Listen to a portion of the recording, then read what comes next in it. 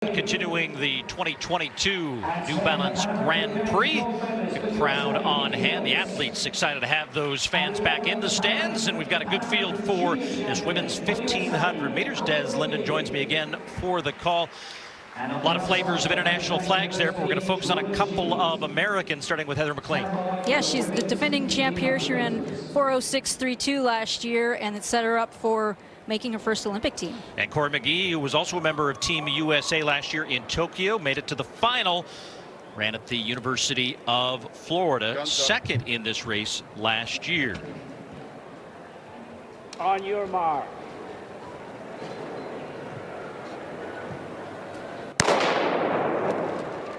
So they start on the far side of the track, and they'll work their way to the main straightaway for the first time, and as they reach those cones, they'll move to the inside.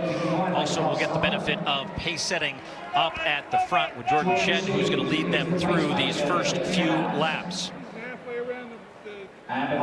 This is a nice field we have today. It's very evenly matched. Feels a little bit rust-bustery. People getting their feet wet for the season, but it's very evenly matched across the board. I think we'll see some really good racing, and you can see them let the pacer go. No one's super interested in that right now.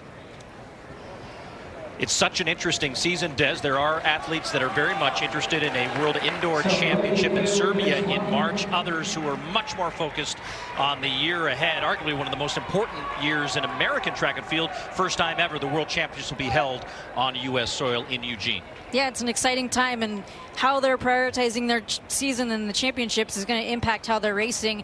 It's also important for the U.S. side. The women's 1,500 meters is deeper than ever. It's such a tough team to make, and you're thinking long game if you want to make that team and compete and defend home soil. So Heather Maclean decided that pedestrian pace behind the pace setter was just a wee bit slow, so she's now going to catch up and run right onto the back heels of Shed. Nikki Hiltz in second. Maclean really had a breakout year last season. I think it was kind of an underdog going into that Olympic trials, and whether or not she was going to make the team was to be determined, and she just gained confidence all summer long, and you can see that right now in how she's running. She's not going to wait around. She doesn't like the idea of being grouped up, like, let's just make this a race, and she goes to the front and says, I got this, I'll take it from here.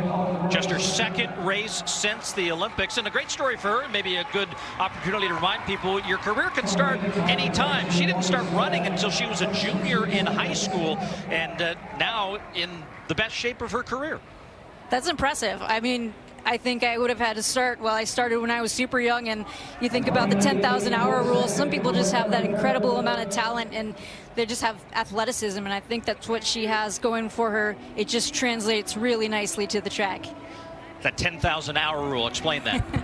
A lot of work over a lot of time to really see what you're made of and get the best out of yourself. Say about 10,000 hours to master something in any discipline, right? So with now through 900 meters, 3 laps to run, Maclean, and then Hiltz, and then the Spaniard Esther Guerrero, Coree McGee up in the mix there in fourth, and Dani Jones is lurking as well, the former Colorado standout, the cross-country champion in 2018, and was a 3-time NCAA champion on the track. So this race is getting interesting with a little over 2 laps to go. It's absolutely grouping up, and you can tell that early pace was soft because everyone's there, everyone looks composed, and they're going to start jostling for position now. It's all about finding that space and making sure you have a spot to go when it opens up and the race really starts turning over. As they move down the backstretch, as the Spaniard now in the lead, Guerrero. McGee moving up, good shot of the front runners here as they'll come down the main straightaway for the penultimate time. Just 200 meters to go, and the sprint to the finish has begun. It's great to see McGee up there in the front. She had a really rocky Millrose last weekend. She's been battling injury for a couple months, and she's kind of just getting her feet wet again. Dani Jones back in the mix. Hiltz into fourth. Guerrero has that 800-meter speed. She's a Spanish national champion in the 15 and the 8, and she's really trying to exercise that now. She's going to have to really dig in if she wants to break Maclean. And she will. Guerrero will take the win in 4:11.87, and a big smile on her face. That's a big win for her.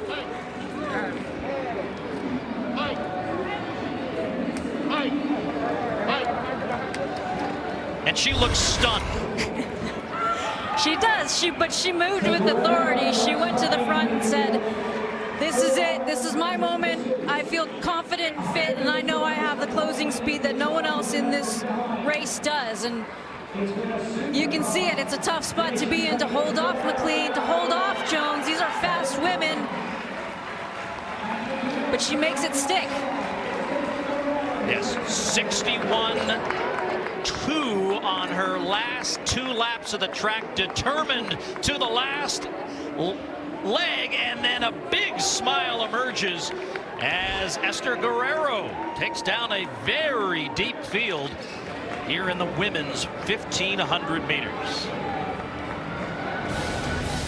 Well, we're just getting started from Staten Island. Someone enjoying the racing more than others right now.